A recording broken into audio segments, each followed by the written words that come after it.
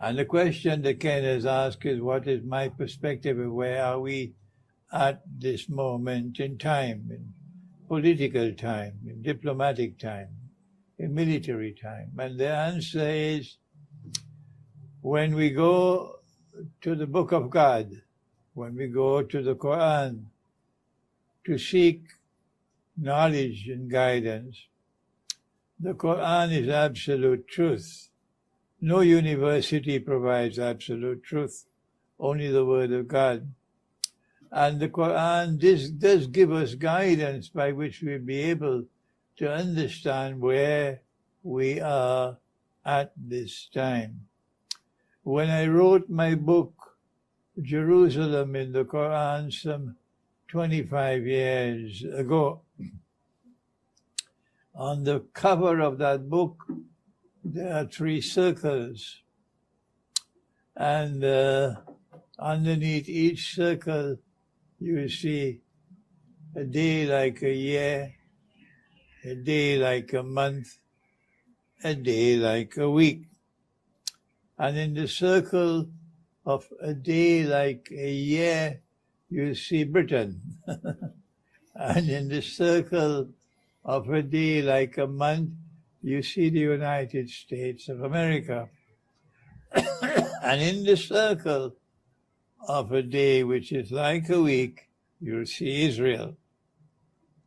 This comes not only from the Quran, but also from Prophet Muhammad, Allah's blessing be upon him. That there is someone who was appointed by Allah himself as the Messiah.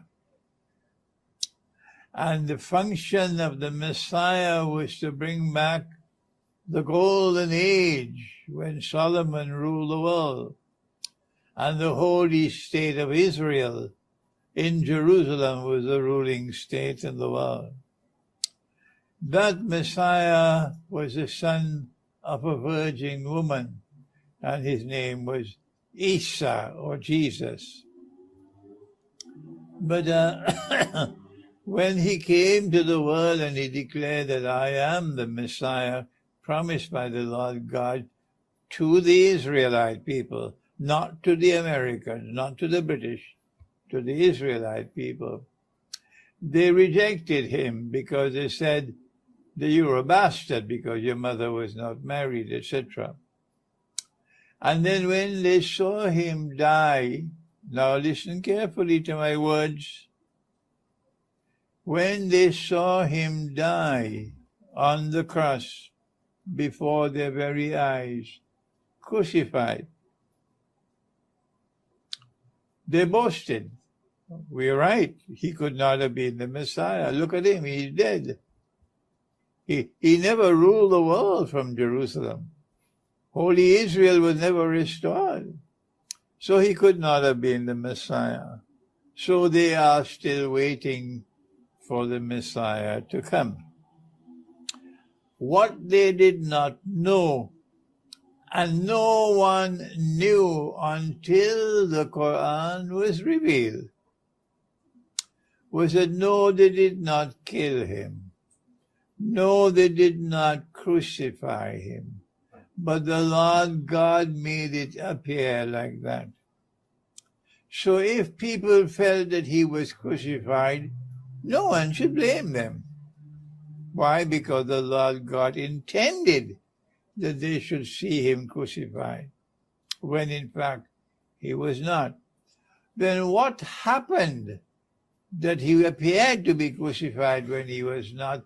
I have written on that subject in my book on the Messiah, the Quran, and the end time. And we do not have the time to deal with that now. But about this prophecy that the Messiah is going to come, they now believe that the Messiah did not come with Jesus, and he is still to come. The whole of Israel today, the whole Jewish world today, this is the defining characteristic of today's contemporary Judaism, that the Messiah has not as yet come, and the Messiah is still to come. And when the Messiah comes, we will rule the world. We are the elite of mankind. We are the chosen people of the Lord God, destined to rule the world from holy Israel. This is the defining characteristic of contemporary Judaism.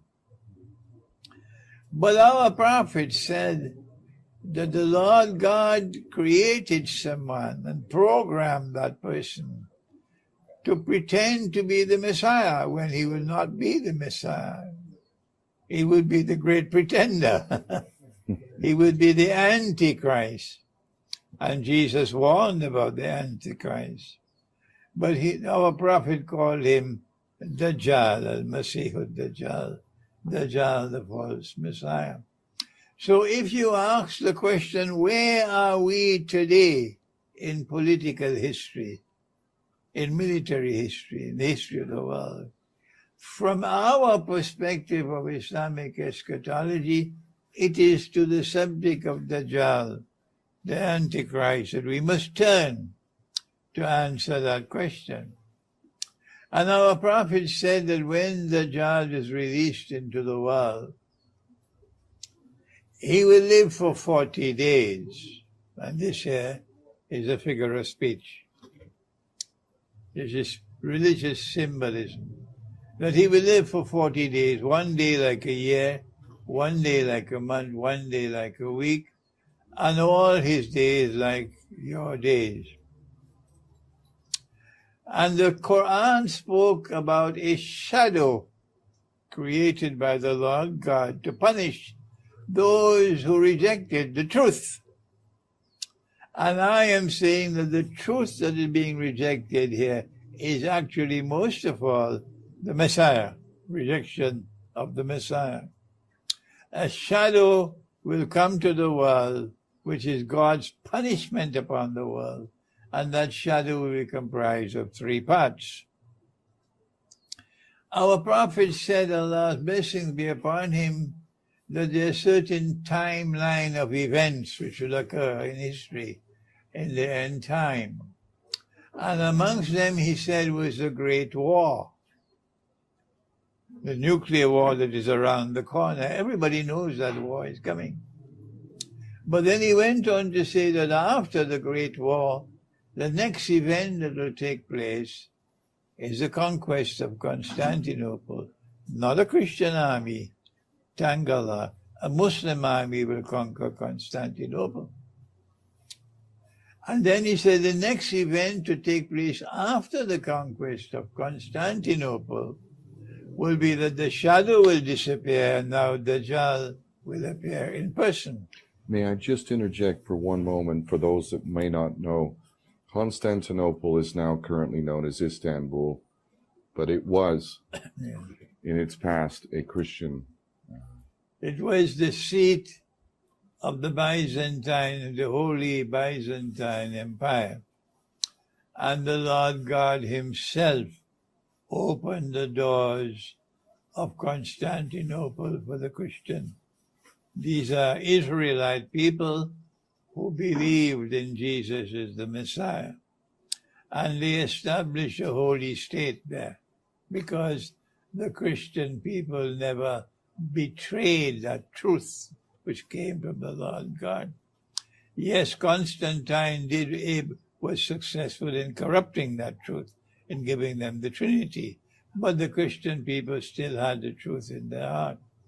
And so now, when the conquest of Constantinople takes place, they can call it Istanbul. It doesn't care. I don't care 2 peanuts for that. Because our prophet called the city Constantinople. That's what he did. When the conquest of Constantinople takes place, I am saying to you, Ken, the reason why a Muslim army will conquer Constantinople is because we will return Hagia Sophia to those to whom it rightfully belonged, the greatest cathedral of the Christian world outside of Jerusalem. Number 2, we'll restore the name of the city to be Constantinople. Number 3, the Bosphorus will now be free from control of those who are the enemies of God. And when the Bosphorus is free, the Russian Navy will be able to pass through from the Black Sea to the Mediterranean Sea. Number 4, when we conquer Constantinople, then all those who were driven from their homes, Christian people who suffered genocide, Armenian genocide, the tears, the blood on that day will be avenged, because all of those who were driven from their homes, Armenian people in particular, will now return to their homeland in Western Armenia, which is now occupied by Turkey. After the conquest of Constantinople, only then would Dajjal will appear.